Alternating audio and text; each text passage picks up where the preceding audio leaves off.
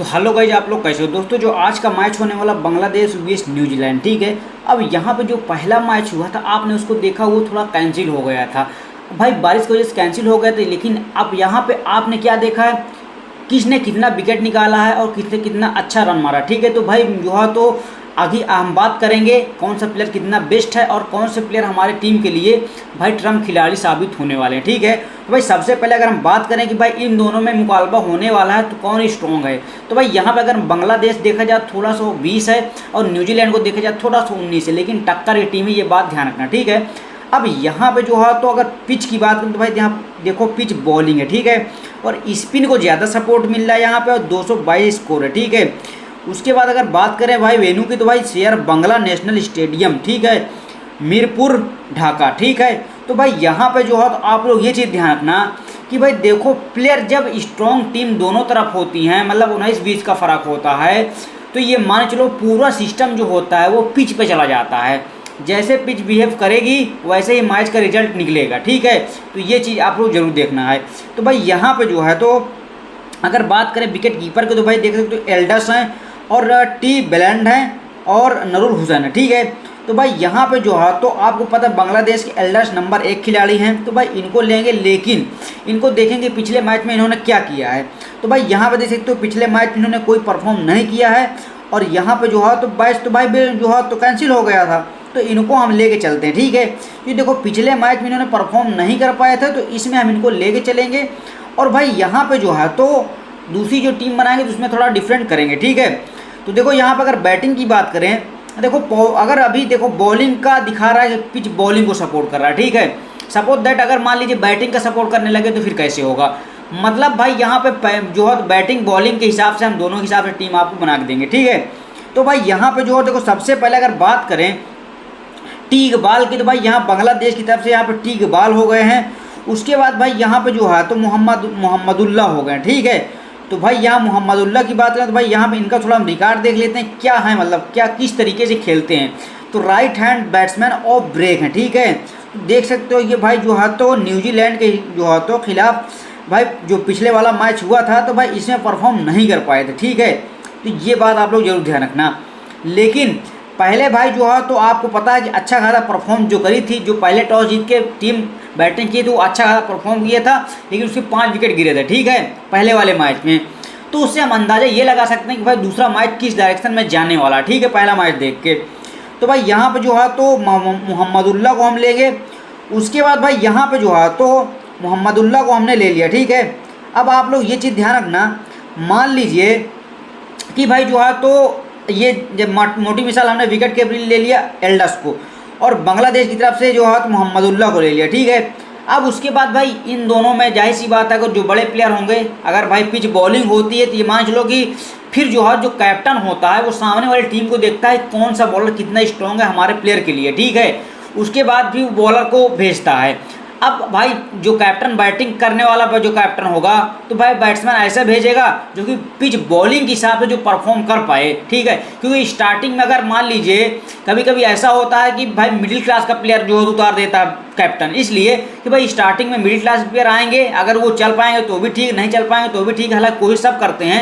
उसके बाद क्या होता है सामने वाले जो बॉलर होते हैं तो उनका थोड़ा एनर्जी कम हो जाता है। जब एनर्जी कम हो जाएगा जाहिर सी बात है फिर क्या होगा, वो थकान महसूस होगी, तो भाई उतना अच्छा फास्ट बॉलिंग नहीं कर पाएंगे। आपको दौड़ा दिया जाए अगर तो आप स्टार्टिंग में सही दौड़ोगे, उसके बाद फिर आप लोग ऑटोमेटिक डाउन हो जाओगे क्योंकि एनर्जी कम हो जाएगी, प्राकृतिक का नियम है।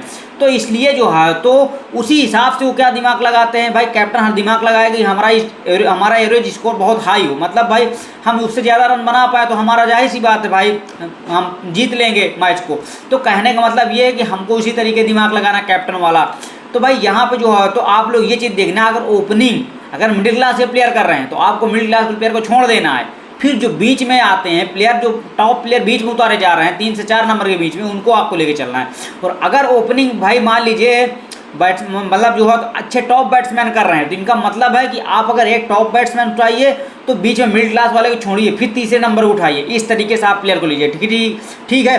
तो उसी हिसाब देखो अभी प्लेइंग 11 है नहीं है, अभी कोई पिच रिपोर्ट है नहीं है कन्फर्म, और भाई देखो टॉस तो अभी हुआ नहीं, ठीक है। तो उसके हिसाब से तो फिलहाल मैं अभी के हिसाब से बना रहा हूँ, ठीक है टीम। लेकिन जो तरीका जो अपनाऊंगा मैं अभी के हिसाब से वही तरीके वो आपको अपना के कन्फर्म टीम बनाना है, ठीक है, टॉस के बाद।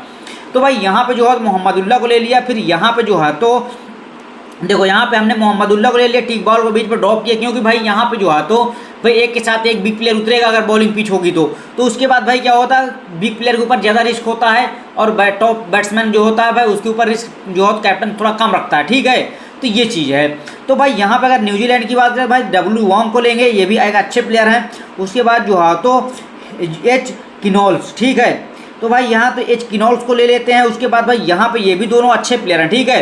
अब जो है टी हरदोई को हम यहाँ पे छोड़ देते हैं बांग्लादेश की तरफ से अभी के हिसाब से, ठीक है। उसके बाद भाई यहाँ पे जो है तो दोनों को हमने ले लिया है और यहाँ विकेट कीपर में जो है तो यहाँ पे नूरुल हुसैन को हमने ड्रॉप किया और यहाँ पे न्यूजीलैंड की तरफ से टी बुलैंड को यहाँ पे ड्रॉप किया। इसलिए ड्रॉप किया क्योंकि देखो यहाँ बीच में ड्रॉप प्लेयर है, मतलब एक ऐसे मिडिल क्लास के प्लेयर आ गए हैं। ये मान लीजिए अगर बीच में उतारता है तो इसको ड्रॉप करना, अगर मान लीजिए स्टार्टिंग करता है तो अभी तो इनको थोड़ा रिस्क लेना है, लेकिन दूसरे टीम में रिस्क लेना, क्योंकि अगर एक टीम में हम जो सब अमसा घमसी कर देंगे तो भाई एक प्लेयर को दो प्लेयर को पूरी टीम को बर्बाद नहीं करना, ठीक है। तो ये चीज़ है। तो भाई यहाँ पे जो है तो आपको ये जैसे मैंने 3 प्लेयर ले लिया है बैट्समैन से। उसके बाद अब ऑलराउंडर में चलते हैं। तो ऑलराउंडर भाई देखो यहाँ पे कोई ज़्यादा प्लेयर नहीं है, तो यहाँ पे जो है एस सरकार को हम लेके चलेंगे, ठीक है। और उसके बाद भाई यहाँ पे जो न्यूजीलैंड की तरफ से आर रविंद्रा को लेके चलेंगे। अब इनको देख लेते हैं कि भाई ये क्या है, किस तरीके से खेल खेलते हैं, ठीक है। मतलब राइटी या लेफ्टी। तो भाई आप देखो left hand batsman, right arm fast arm medium, ठीक है। तो इन्होंने भाई देखो यहाँ पे जो है तो इनको हम लेके चलेंगे, क्योंकि भाई देखो ये जो है तो एक लेफ्टी हैं और क्योंकि ज़्यादातर अक्सर देखा गया है कि भाई जो है तो राइटी बॉलर जरूर ज़्यादा होते हैं। तो ये मान चलिए कि मान लीजिए इसके पास क्या है लेफ्टी हैं, तो लेफ्टी बॉलिंग भी डालेंगे, तो भाई अगर ऑलराउंडर है तो ये इनके लिए बेनिफिट होने वाला, ठीक है। अब जो है तो रविंद्रा को हम देख लेते हैं कि रविंद्रा क्या हाल चाल है रविंद्रा की। तो भाई यहाँ पर जो है अगर बात करें रविंद्र की तो थोड़ा सा जो है तो यहाँ देख रहे हो तो लेफ्टी हैंड बैट्समैन आउटडॉक्स, ठीक है। ये भी लेफ्टी, ये भी हमारे काम का है। तो कहने का मतलब दोनों तरफ से हमने ले लिया। उसके बाद अगर बात करें सी जो है तो कॉमोनजी को, तो भाई यहाँ पे जो है तो अगर इनकी बात करें तो इनका अगर हम रिकॉर्ड देखेंगे तो भाई देखो right hand batsman off break है, ठीक है। तो भाई यहाँ पे जो है तो इनको आप ले सकते हो, लेकिन ये बात आप लोग जरूर ध्यान रखना, जैसे हम दोनों में से एक प्लेयर ले लिया है। अब भाई आप लोग चाहो तो पहले बॉलर में जाके बॉलर देख लो, ठीक है। अगर बॉलर आपको समझ में आ रहा है तो बॉलर को ले सकते हो। पहले मैं बॉलर को देख लेता हूँ। देखो टी बॉल्ट है, एक अच्छे प्लेयर है, सबको पता थी, इनको हम लेना कन्फर्म है, ठीक है। उनके बाद भाई यहाँ पे देखो एम रहमान भाई बहुत अच्छे प्लेयर हैं, जो कि पिछले मैच जो मैच कैंसिल हो गए उसमें भाई विकेट लिए 3 विकेट, मतलब बहुत अच्छे प्लेयर हैं भाई, जो है तो सामने वाली टीम के सामने अच्छा खेलते हैं, ठीक है। तो भाई यहाँ पे जो है इनको हमने ले लिया। उसके बाद अगर बात करें एन अहमद की, ठीक है। तो भाई देखो एन अहमद भी जो है तो ठीक ठाक है, उतनी कोई ख़राब प्लेयर नहीं है। तो एन अहमद को बांग्लादेश की तरफ से ले लेते हैं। उसके बाद भाई यहाँ पे जो है तो लकी फर्गुसन, ठीक है। तो आप लोग चाहो तो लकी फर्गुसन को भी ट्राई कर सकते हो, लेकिन अगर देखा जाए तो कोई अच्छे प्लेयर तो है नहीं, लेकिन आप लोग इनको चाहो तो ले सकते हो, ठीक है। लेकिन फिलहाल इनको मैं ड्रॉप करके यहाँ पे इनको मैं जो है दोनों ऑलराउंडर को ले लूँगा इस टीम में, ठीक है। क्योंकि ऑलराउंडर से अपॉर्चुनिटी ज़्यादा हो जाती है कि भाई यहाँ पे बॉलिंग और बैटिंग के दोनों का चांस मिल जाता है। क्योंकि देखो अगर पिच बॉलिंग को सपोर्ट करेगी तो ये मान चलो फिर जो मिडिल क्लास के प्लेयर होंगे वही चल पाएंगे, स्टार्टिंग के जो प्लेयर होंगे वो टॉप प्लेयर भाई जो है फिर गिर जाएंगे।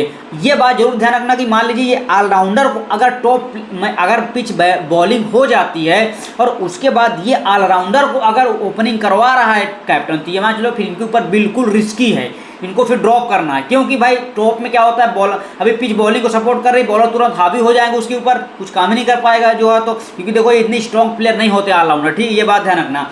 तो क्या होता है मैं आप लोग को पहले बता दिया कि किस तरीके से कैप्टन दिमाग लगाता है, ठीक है।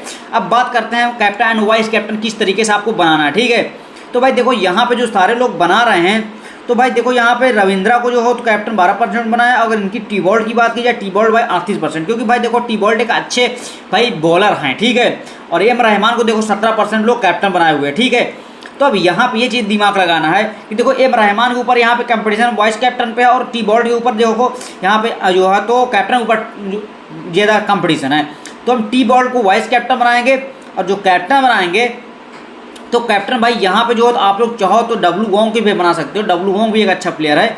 और उसके बाद अगर आप लोग चाहो तो यहाँ पे जो हो तो एन अहमद या एम रहमान में एक बंदे को बना सकते हो, बांग्लादेश के दोनों है। तो फिलहाल जो है तो मैं एम रहमान को बनाऊंगा, ठीक है। एम रहमान को इसलिए बनाऊंगा क्योंकि एक अच्छे प्लेयर के साथ साथ इनके कैप्टन में थोड़ा कम कंपटीशन है, वाइस कैप्टन अगर लेंगे तो ज़्यादा कंपटीशन है। तो कहने का मतलब ये कि हमारा प्लेयर भी अच्छा हो, कैप्टन भी हो, हमको कंपटीशन भी ना मिले, तो हमको इस तरीके से काम करना है। अब जो है हम जो बात करेंगे जो कि बाई बैट्समैनिंग के हिसाब से थोड़ा सा देखो बैट्समैनिंग को देखते हुए बॉलिंग को मतलब बिल्कुल बैलेंस के हिसाब से अगर जो है तो टीम बनाया जाए कि दोनों तरफ टक्कर की टीम है, प्लस अगर मान लीजिए बैलेंस, मान लीजिए बैट्समैन को भी सपोर्ट मिल जाए और बॉलिंग को तो भाई सपोर्ट दिखाई दे रहा है, ठीक है। तो मान लीजिए अगर ऐसी सिचुएशन होती तो हमको किस तरीके से टीम का कॉम्बिनेशन करना होगा। तो भाई देखो यहाँ पे जो जैसे कि मोटी मिसाल एल्डर्स हैं, ठीक है। अब एल्डर्स उतने खास प्लेयर नहीं है, ठीक है। अब मान लीजिए जो है तो इनको क्या होता है कि बीच में रिस्क प्लेयर में डाल देते हैं, ठीक है।